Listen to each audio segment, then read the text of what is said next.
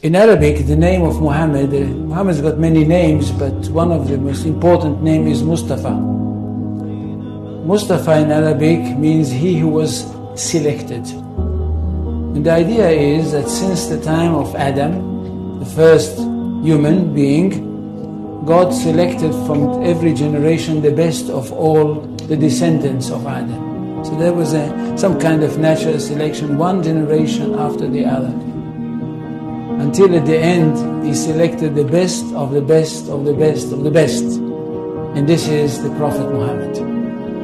And he chose him to give him his word, the exact word of God, and of course selected him to be the prophet that will bring to humanity the finest of all revelations.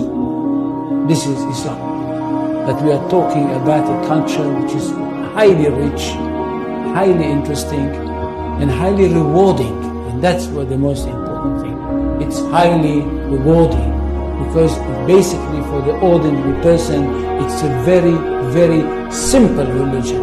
I'm not talking about philosophers, I'm not talking about academicians, I'm not talking about the great theologians, I'm talking about the simple person for whom Islam is the most rewarding of all religions. At the end of the story, if he is a good Muslim, when he dies, he is going to go straight into paradise, and paradise is described in the most colorful way possible in the Quran.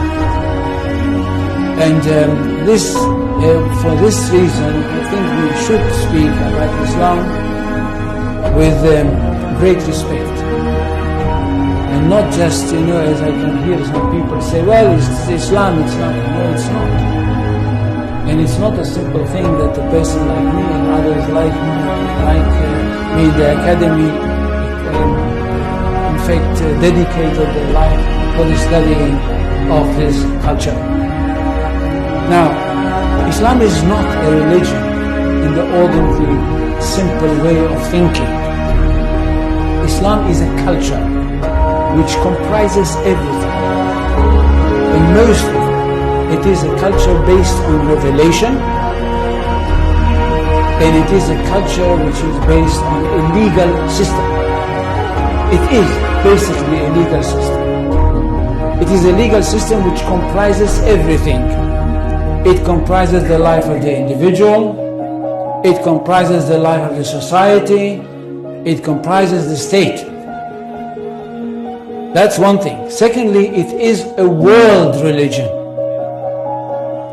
It's not like Judaism, which is not a world religion.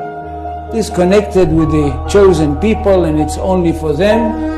And it's not connected with the territory of the world, it's connected with one small country.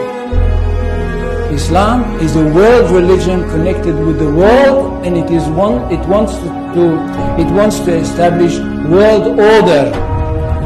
For Islam, the whole world is one state.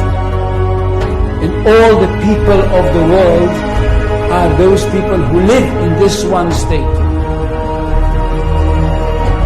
Now when Muhammad came with this idea, the words came from God to him.